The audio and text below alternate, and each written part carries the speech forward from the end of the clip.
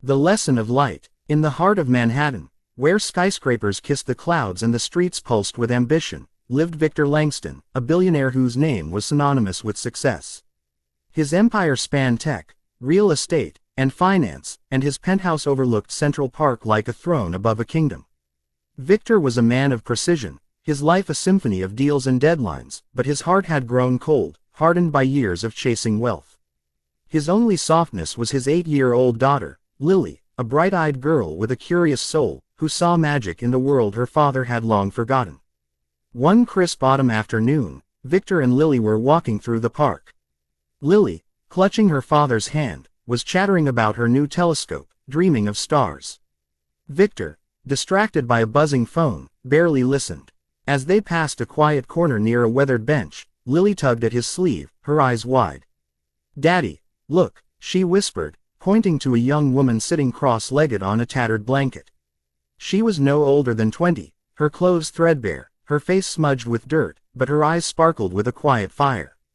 Beside her was a cardboard sign: free lessons, math, reading, or stories.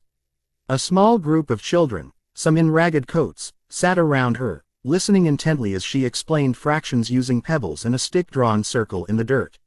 Lily broke free from Victor's grip and ran toward the group, her curiosity pulling her like a magnet.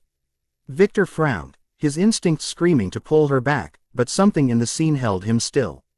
The young woman, her name, he'd later learn, was Mia, smiled at Lily and invited her to join.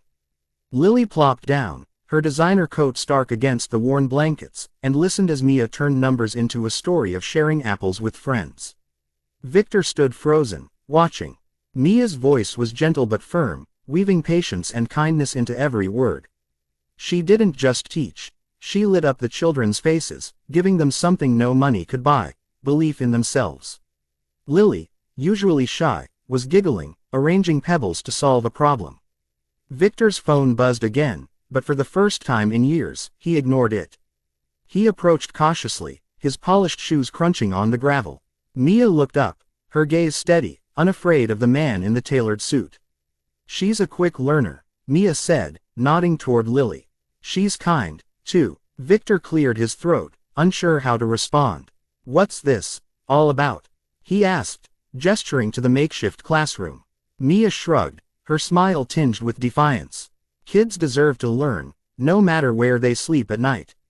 I don't have much, but I have this." She tapped her temple. "And I give what I can." Victor's chest tightened. He'd built a fortune solving problems with money, but here was a girl with nothing, solving a problem money couldn't touch. He glanced at Lily, who was now teaching another child how to count the pebbles, her face glowing with pride. It struck him that his daughter, surrounded by tutors and private schools, had never looked so alive. "Why do you do it?" he asked, his voice quieter now. Mia looked at the children, her eyes softening.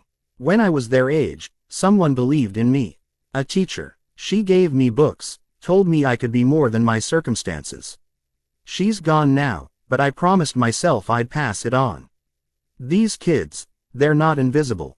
Not to me." Victor felt a pang, a memory of his own childhood, scraping by in a small town, dreaming of more. He'd clawed his way to the top, but somewhere along the way, he'd forgotten the hunger for meaning, not just money. He looked at Mia, then at Lily, and something cracked inside him. Over the next hour, Victor sat on the blanket, listening as Mia taught. He didn't interrupt, didn't try to fix anything with his checkbook. He just watched his daughter learn, not just fractions, but compassion, resilience, joy. When it was time to leave, Lily hugged Mia tightly, promising to come back. Victor slipped a card into Mia's hand, not money, but his contact information. "If you ever need anything," he said, his voice thick, "call me."